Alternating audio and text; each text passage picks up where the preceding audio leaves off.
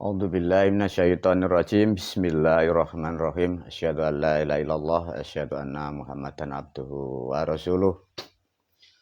Selamat malam para murid santri, para pemirsa, sugeng rahayu semua.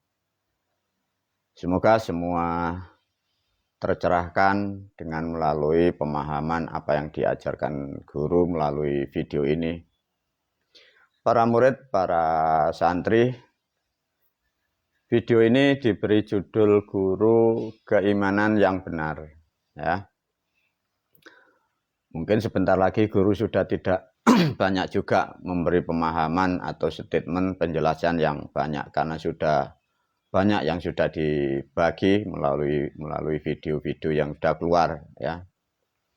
Nanti tinggal mengajarkan hal-hal yang pokok, ya, tinggal cara biar tidak salah menjalani kehidupan. Para murid dan santri, dunia yang seperti ini, entah sadar entah tidak, bangsa manusia kita semua manusia rata-rata, terutama di negara Republik Indonesia, mengalami banyak peristiwa hal, terutama yang menyakitkan, yang tidak mengenakkan, yang merusak, baik sakit, mau penyakit, mau ekonomi, mau problem-problem kepada anak, keluarga, dan banyak hal. Sekali lagi guru memberi pemahaman, juga sudah memberi aturan, ya. Semua tatanan sudah disiapkan oleh guru untuk mempersiapkan kehidupan agar setiap hari sampai tua, sampai kelak setelah meninggal, kita akan dalam menemukan tempat yang nyaman, disebutlah tempat surga. Untuk mencapai itu pun juga tidak sulit, ya, tidak mudah, juga tidak sulit, ya. Jadi semua beredar yang sudah ratusan bahkan 1000 tahun lebih, ya. Satu, tentang keimanan. Guru sangat paham tentang kehidupan yang sulit, bahkan sampai nanti setelah perjalanan ruh atau sukma di sana membutuhkan banyak hal, karena guru sudah mengalami hal peristiwa yang sangat langka, sehingga dengan peristiwa-peristiwa yang jarang diketahui manusia, guru mendapatkan informasi, sehingga guru membuatlah satu sistem atau cara untuk menyikapi atau mengalternatif keadaan yang di dunia sampai di alam-alam yang setelah kematian. Namun di dalam suatu negara Republik Indonesia, kita sering menjadi permasalahan karena pemahaman yang salah kaprah, sehingga kehidupan tidak menjadi baik, menjadikan kerusakan karena pemahaman yang sudah nyimpang bertahun-tahun. Khususnya para murid, agar kalian tidak terombang-ambing, ya, dengan politik atau tekanan agama yang mengaku dari langit. Satu contoh tentang keimanan. Semoga video ini sangat bermanfaat, ya. Maka kembali lagi guru memberi statement dulu bahwa videoku, semua nasihatku saya khususkan untuk murid dan santri, sehingga tidak ada hubungan dengan agama apapun, ya. Satu, menerangkan tentang keimanan. Kembali lagi pada konsep dasar, kalau sudah masuk dalam ranah keimanan atau Islam, sudah tidak terbantahkan bahwa Islam sudah menjadi dua bagian. Satu, Islam dari Jawa dan Aboge, sejarah sudah kami terangkan. Semua fakta-fakta semua sudah jelas dan terang.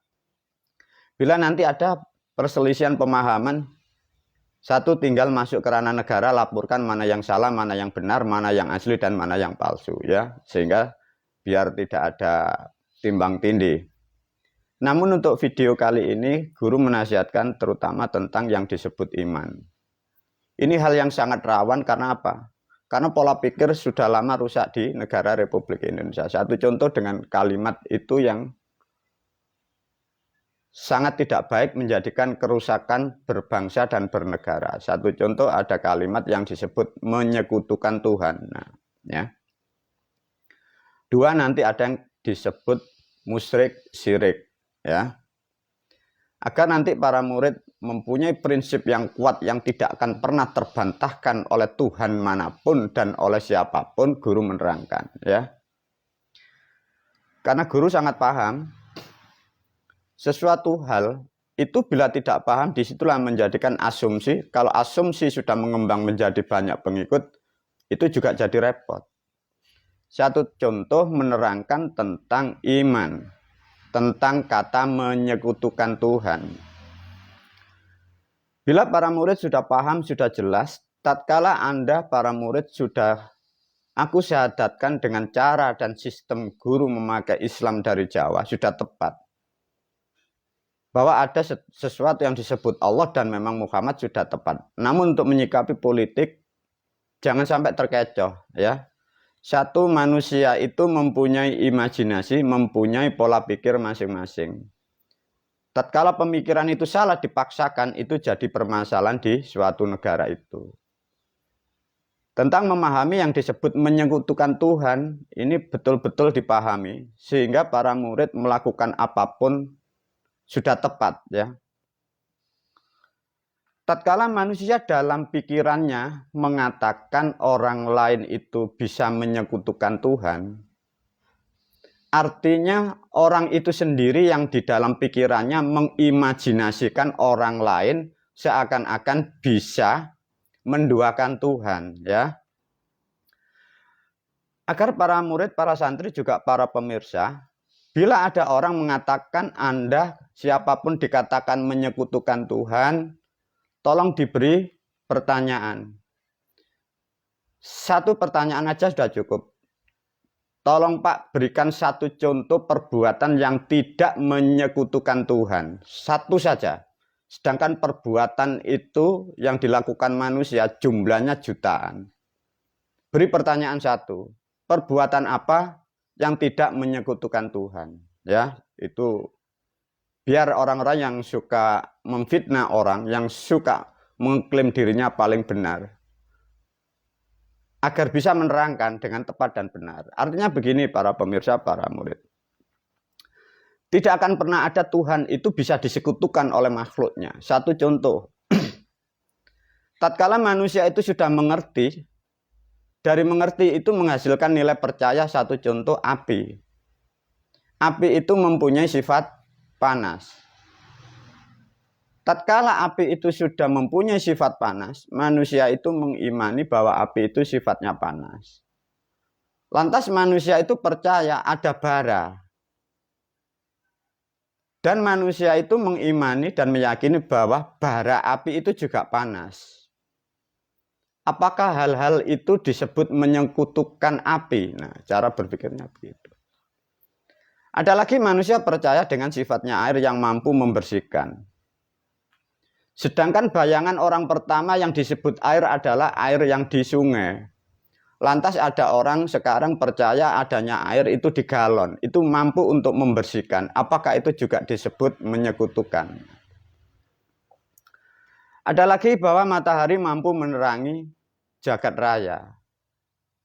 Tatkala di era sekarang manusia percaya bahwa ada bola lampu mampu menerangi di dalam kehidupan kesehariannya. Apakah itu juga disebut menyekutukan bola lampu?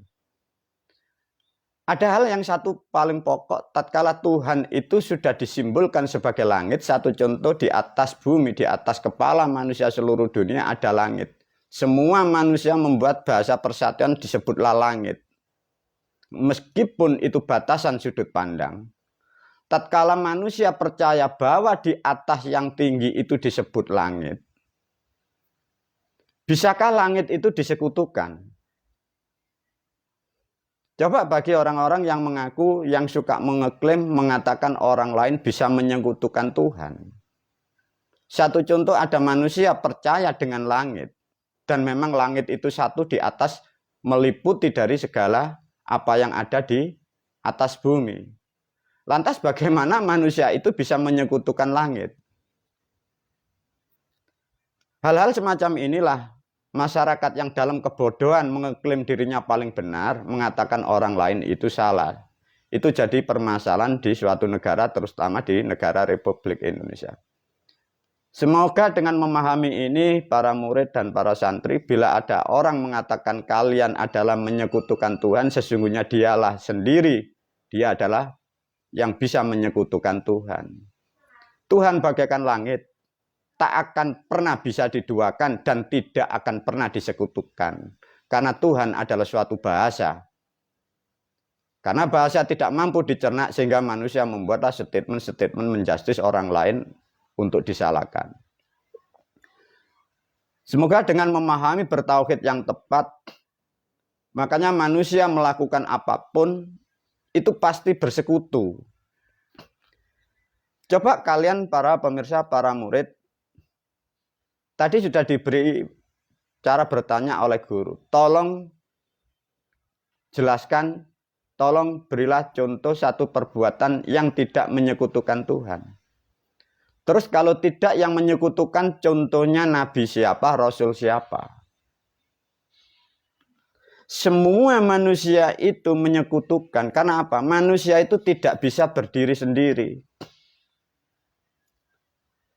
Satu contoh, kalau kalian kita memakai sejarah atau cerita seorang nabi atau rasul. Manusia akan percaya dengan sesuatu itu yang bermanfaat. Tatkala bermanfaat dipakai, itu tidak bisa dikatakan menyekutukan Tuhan. Manusia percaya tongkat, manusia percaya alam, manusia percaya bumi, manusia percaya dengan manusia yang lain. Itu tidak bisa disekutukan, karena itu hal suatu alat yang dipakai manusia untuk kebutuhan. Semoga dengan memahami keterangan dari guru, para murid dan santri, sampai kapanpun kalian menjadi manusia yang tepat akan beriman dan bertauhid yang benar. Guru memberi nasihat ini karena apa? Di luaran banyak orang bodoh mengaku sok pandai sehingga kalian kadang masih terobsesi dengan bahasa-bahasa yang kalian tidak mengerti. Coba bagaimana bisa kalau di atas namakan agama bertauhid tidak menyekutukan Tuhan. Orang sholat aja percaya dengan air. Dengan air dia akan bisa berwudu. Dia memakai sarung, memakai alat penutup auratnya. Dia percaya dengan benda itu. Sholatnya akan diterima.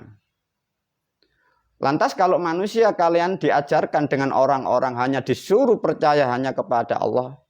Lantas Allah itu yang dipercaya apanya? Sesungguhnya manusia di hidup yang nyata ini tidak akan pernah percaya dengan Tuhan. Manusia itu percaya dengan keadaan. Percaya dengan ruang dan waktu. Ruang dan waktu di situ terisi oleh makhluk. Makanya makhluk itu percaya dengan pengalamannya, percaya dengan alamnya, percaya air, percaya api, percaya temannya, percaya musuhnya, percaya bendahnya. Itulah satu fakta bahwa di luaran sana guru selalu menasihatkan. Hati-hati dengan orang-orang yang dalam kebodohan itu menjustis kalian. Sehingga kalian dilarang melakukan hal-hal yang bermanfaat. Sedangkan dia dalam kebodohan, dia dalam kesesatan. Kembali lagi guru menetapkan satu kalimat. Tidak akan pernah Tuhan bisa disekutukan makhluknya. Bila ada manusia mengatakan manusia itu menyekutukan Tuhan, dialah orang yang tersesat di dalam kehidupan memahami tentang ketuhanan. Semoga dengan pemahaman yang tepat ini, guru menyarankan, pahami benar dengan orang-orang yang tidak paham, agar kalian tidak terdogma oleh ajaran yang lagi berkembang di negara Republik Indonesia.